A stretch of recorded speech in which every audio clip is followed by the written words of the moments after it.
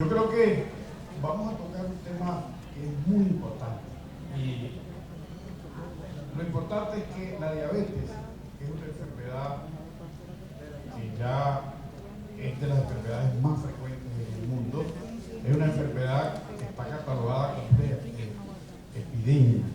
Uno habla de epidemia bajo el punto de vista de salud pública, cuando hay un alto crecimiento de la enfermedad, pero además de eso, cuando se impacta el Producto Interno Bruto de un país.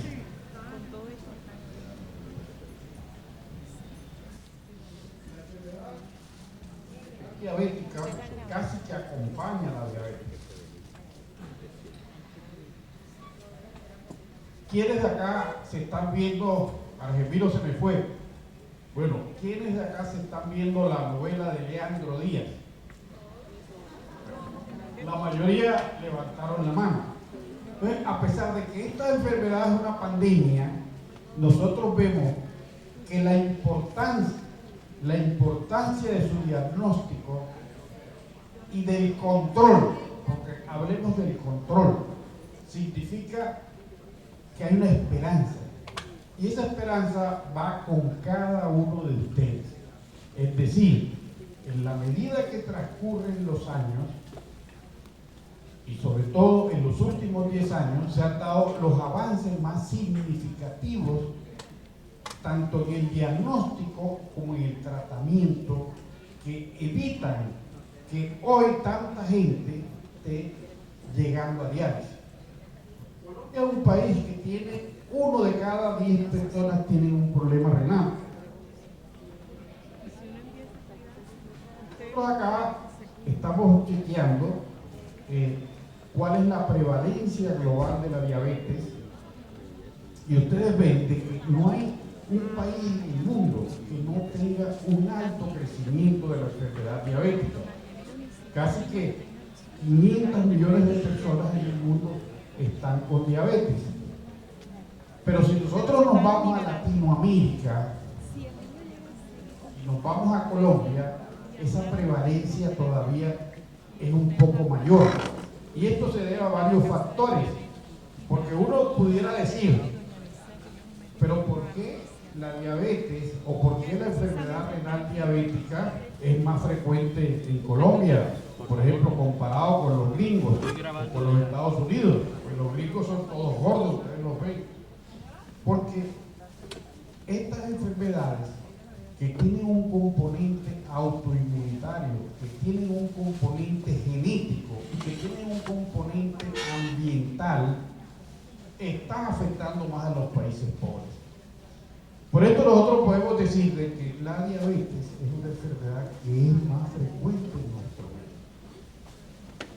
Pero bueno, nosotros, a su vez,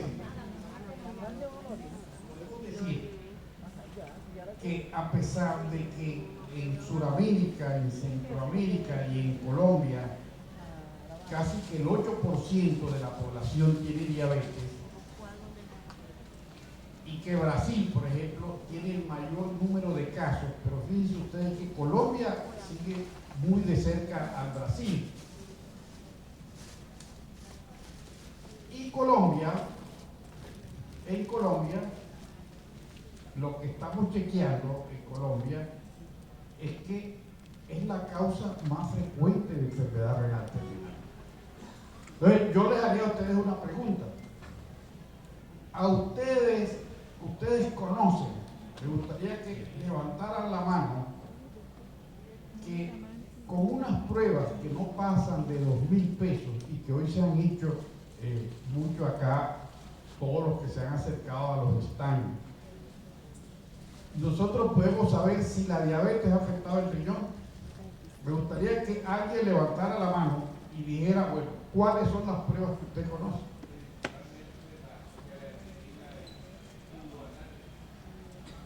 Entonces, él mencionó una palabra que es la creatinina, que es una prueba que le marca a uno la función renal.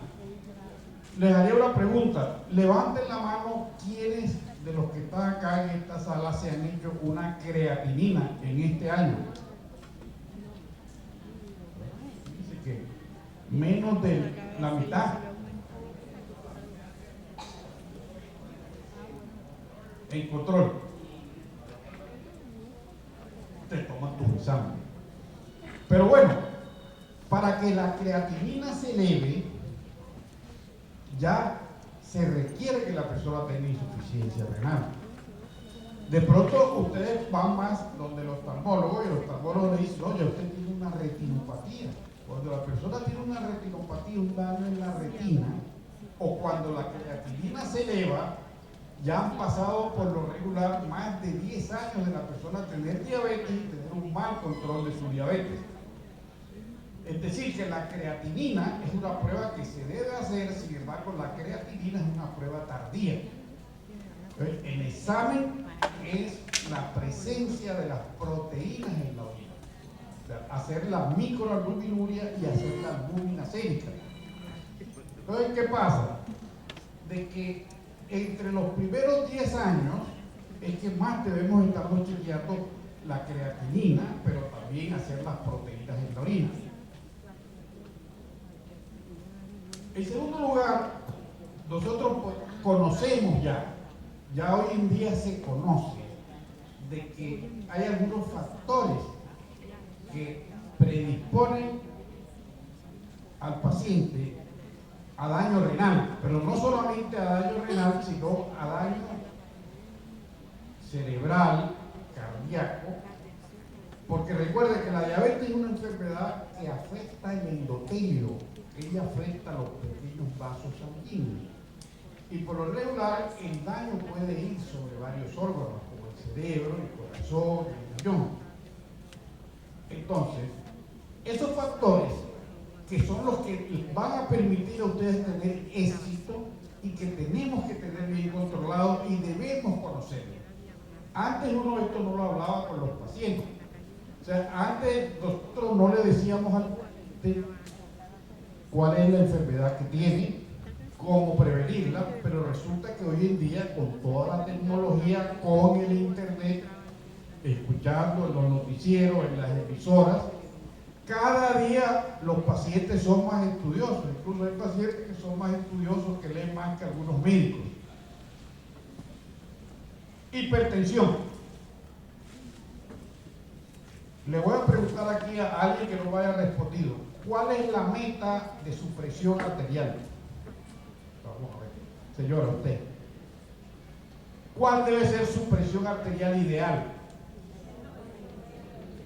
120/80. Esa es la respuesta. Para prevenir el daño renal de la diabetes. Levanten la mano. Ahorita que ustedes pasaron por el stand de la Clínica de la Costa, les pregunté a las doctoras que están acá, la doctora Lisette y a muchas de las que... ¿cuántos pacientes habían detectado con hipertensión arterial? Casi que el 70% de las personas que pasaron tenían la presión arterial por encima de 120/80. Entonces, todos ustedes deben tener en su casa un tensiómetro y deben tener un adecuado control de la hipertensión arterial. Si la presión arterial está bien controlada, su riñón no va, su retina no va a sufrir, el corazón no se va a crecer. Entonces, primera meta que ahora el doctor Penagos va a tratar un poco más a fondo. Igual, los niveles de hemoglobina glicosilada no los vamos a mencionar. Hoy en día está bien, está la glicemia, pero lo que más nos da el control es la hemoglobina glicosilada. Bienvenido, doctor Olaí, por favor. Qué pena interrumpir al doctor Gustavo Aroca. La doctora María Lucía Fernández de Castro. Tenemos aquí en vivo y en directo a un amigo que me prometió que venía, el doctor Ulay Beltrán López. Él es el Superintendente Nacional de Salud de Colombia actualmente. A ver, un aplauso. Un costeño de la Superintendencia Nacional de Salud. Así que, doctor, déjale una palabra a esta gente. Bueno, primero, gratitud a Argemiro por esta invitación, pero también a uno de los que me ayudó a formar, como médico, doctor Gustavo Roca Martínez, el honorable cónsul de La Paz, Cesar. Entonces, ¿y por qué estoy aquí? Estoy aquí porque todo lo que signifique protección a la salud son escenarios donde la Superintendencia Nacional de Salud debe estar. Y un mensaje breve. Nosotros, desde nuestra competencia, tenemos dos principales funciones. La primera es responderle a los dueños del sistema. Y los dueños del sistema son ustedes, los usuarios. Y nos debemos a ustedes, y ustedes son nuestros jefes. Y por lo tanto nos encargamos de defender los derechos a la salud de ustedes. Pero también los recursos financieros que ustedes dan en confianza a unos administradores para que les garanticen a ustedes la atención en salud. Entonces nosotros estamos procurando generar confianza y credibilidad con quienes son los dueños verdaderos del sistema, que son los usuarios. Y un mensaje: hoy en Colombia la gran mayoría de los habitantes de este país están afiliados, pero no necesariamente están asegurados ni protegidos. Tenemos un sistema donde las personas se quejan por los servicios que reciben, aunque tienen una protección teórica en una afiliación. Y eso no puede seguir así. Cada instante la superintendencia recibe quejas, reclamos, denuncias, peticiones que indican que no hay satisfacción con los servicios que se prestan a partir de quienes administran los recursos que ustedes han depositado en confianza en ellos. Pero nos preocupa que en este año, estando ya a la mitad del mes 11, que es el mes de noviembre, las quejas, las reclamaciones, las peticiones y las denuncias superan el 1.000.000 de personas que lo han hecho en este año. Y aún más preocupante es que el 35% de esas quejas son riesgo de vida, es decir, personas que si no acuden a la superintendencia van a morir. Y nosotros no podemos permitir eso más. Por eso les invito a utilizar los servicios nuestros. Aquí en Barranquilla hay una oficina de la superintendencia. Está localizada en la carrera 54 con calle 74 esquina. Y ustedes pueden perfectamente acudir allí para expresar sus inquietudes, sus comentarios, sus quejas, sus peticiones, porque estamos para servirles a ustedes. Y creemos que la única posibilidad de cambiar esta situación es cuando los usuarios se empoderen de la información de los derechos que tienen y puedan entonces demandar servicios de la manera correcta, pero también puedan reclamarlos y no depender del favor que alguien en la administradora de recursos a la que están afiliados ustedes se permita darles como por un acto de bondad, cuando sabemos que los derechos no se suplican, se exigen. Y nosotros estamos para defenderlos a ustedes.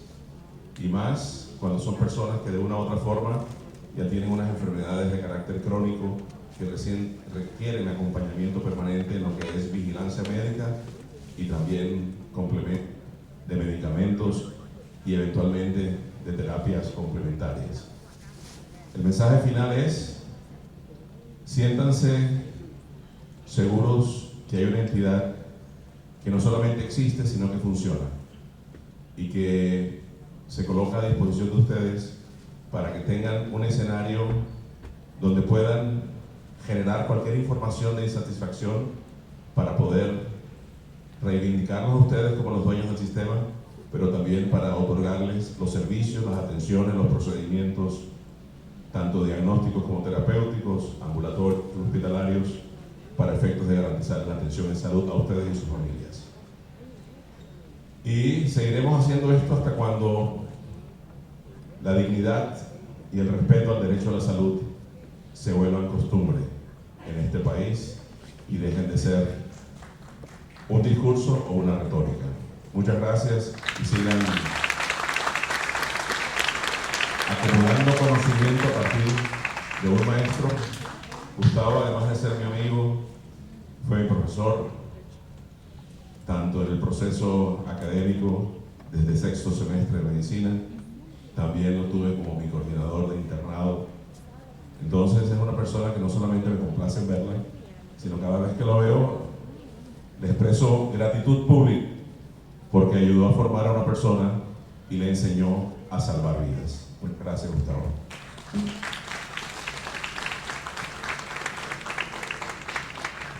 Vea el alumno aventajado. El doctor Gustavo Roca, claro, hace 50 años trabajaba en la Universidad del Norte. Yo todavía no he nacido en la época. Profesor del doctor Ulay Beltrán, superintendente nacional de Aragón. ¿Cómo le parece? Un barranquillero suplente. Vamos a darle un aplauso, pilas. Doctor, le vamos a pedir un favor, que nos dé una foto con la doctora María Lucia Fernández en silla de ruedas. Vamos a ver un momentito y ya. Ven, vamos aquí donde la reina de la oftalmología, la doctora María Lucía, que vino en silla de ruedas, y hay toda charla de catarata, glaucoma. Aquí. Venga, don Gustavo, si usted. Ay, el profesor no va a venir. Eso, ve, es la mujer que le pone ojos a la vida, dice el doctor Olay. ¿Usted la conoce? Bueno, es toda una institución, no solamente de carácter profesional, sino de carácter familiar al servicio de toda una población históricamente de nuestra región. Y también se le debe gratitud porque ha sido fuente de solución a quienes no solamente desean ver, sino mirar más allá de lo que los ojos pueden permitir observar.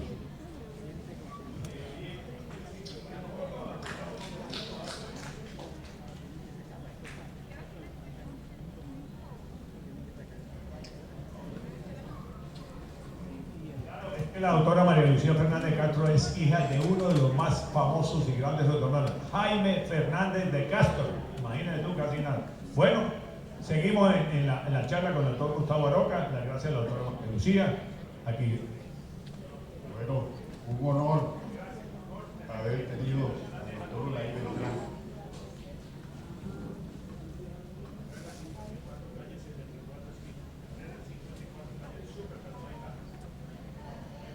Un orgullo para Barranquilla que el doctor Ulay Beltrán esté en este cargo, que quizás es el cargo más importante que tiene la salud en Colombia. Y un orgullo haber sido su profesor y haber contribuido muchos éxitos, doctor Ulay. Gracias, gracias. Bueno. Muy bueno, excelente. Excelente. Bueno, entonces nosotros, ¿qué conocemos de la diabetes? ¿Y qué conocemos para tener éxito en el manejo de la diabetes? Que hay unos factores que no podemos modificar. ¿Qué no se puede modificar? La duración de la diabetes. Susceptibilidad genética que tenemos con la diabetes. El hecho de ser hombre implica un poco más de riesgo. Nuestra etnia, por ser una etnia combinada de distintas razas, en donde hay muchos polimorfismos genéticos, también hace que la enfermedad pueda ser más agresiva. Pero por el otro lado, lo que les veníamos hablando, hay unos factores que se pueden modificar. Tener una presión arterial controlada, tener una hemoglobina glicosilada bien controlada. Y ahora les vamos a hablar un poco de los nuevos medicamentos. O sea, ha venido una cantidad de medicamentos que no solamente logran controlar la diabetes, sino que ayudan a prevenir el daño cerebral, evitan los accidentes cerebrovasculares, el daño cardíaco, el daño renal. Por el otro lado, nosotros vamos a insistir mucho con la proteinuria.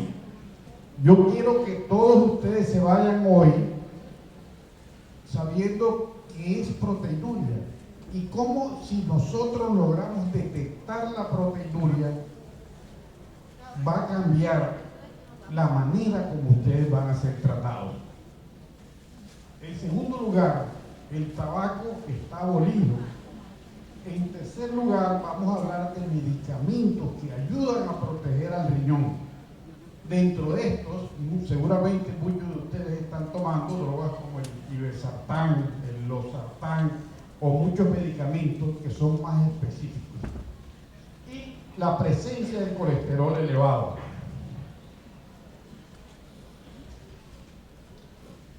Cuando hablamos de enfermedad renal diabética, pero fíjense ustedes de que, por un lado, la presencia de albúmina en la orina puede indicar que haya un daño renal. Sin embargo, él nos habló que la creatinina hay que hacerla. Y a veces puede haber una diabetes que no te da proteinuria, pero que te está elevando la creatinina. De tal manera que por lo menos 3 veces al año, y ahí lo dicen, son 2 o 3 determinaciones positivas para darle confiabilidad al análisis. En el día de hoy, muchos de ustedes salieron con proteínas elevadas en la orina.